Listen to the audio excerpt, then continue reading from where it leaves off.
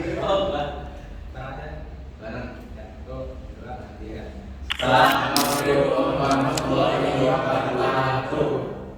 Perkenalkan, kami dari kelompok 6, kami akan membuat presentasi video mengenai tugas pertama komunikasi dan media literasi yang dijelaskan tentang konten kreator Jeremy Pauline. Ya, perkenalkan, nama saya Ferdi Suara Munir. Nama saya Maritza Nurashina Kalista. Nama saya Fadil Suara. Nama saya Henry Gundur. Nama saya Sandria Arnan. Ya, kami di hari ini akan menjelaskan tentang konten kreator dari Jeremy Pauline. Di sini saya akan menjelaskan tentang profil Jerome Pauline.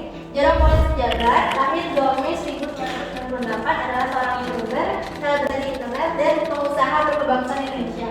Jerome dikenal setelah memulai kanal YouTube bernama Nihongo Mataku yang membagikan kehidupan pribadinya sebagai mahasiswa Indonesia di Jepang. Jerome membuat konten vlog cara belajar bahasa Jepang, matematika, dan kesehariannya selama berada di Jepang. Jerome berkuliah di Universitas Waseda, Shinjuku, Tokyo, Jepang, program studi matematika.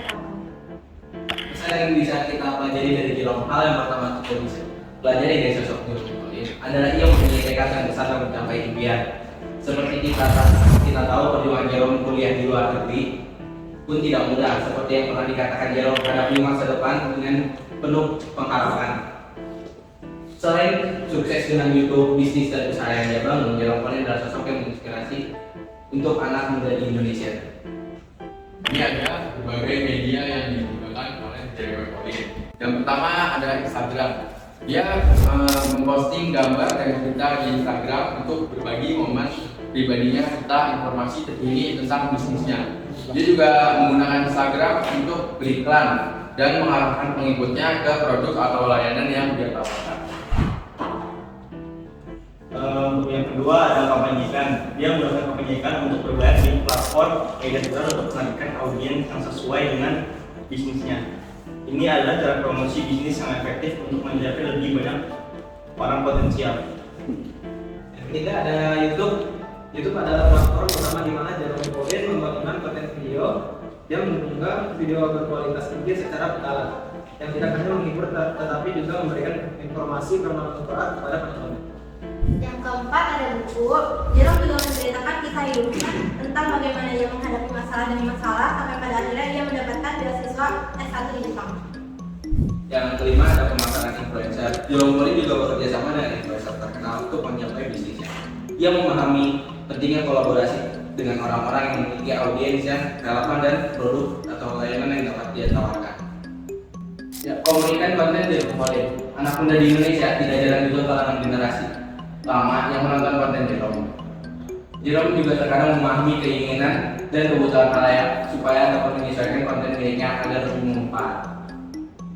Yang diberikan oleh Jerome sendiri yang dari itu banyak ada makin giat rajin belajar dan banyak yang memotivasi dari kepintaran Jerome tentang pengetahuan matematikanya, dan sebagian orang juga terkejut terkait bagaimana dia menyelesaikan soal matematika dalam mudah. Mungkin dari situ banyak anak muda termotivasi ingin seperti Jerome bisa menyelesaikan soal matematika dalam mudah.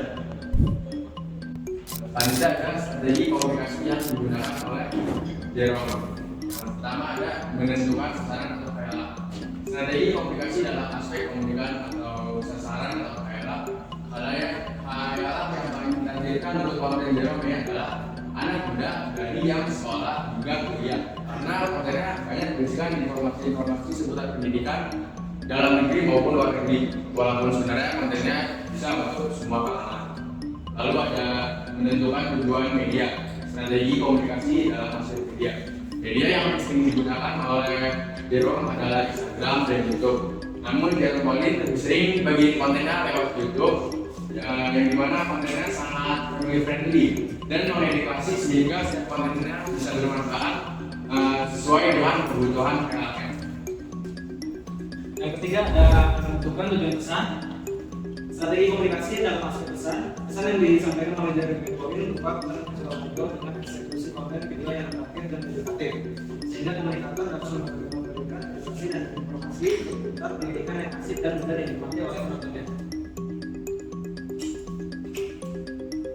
Terakhir, peranan komunikator. Strategi komunikasi dalam aspek komunikator. Jerome Pauline menonjolkan skill matematikanya yang dikenal cukup mahir, sehingga dia selalu memberikan matematika dalam materinya dan memberikan penyelesaian masalah dalam rumus yang mudah dipahami oleh orang tua. Sekian dari kelompok kami, kurang lebihnya mohon maaf.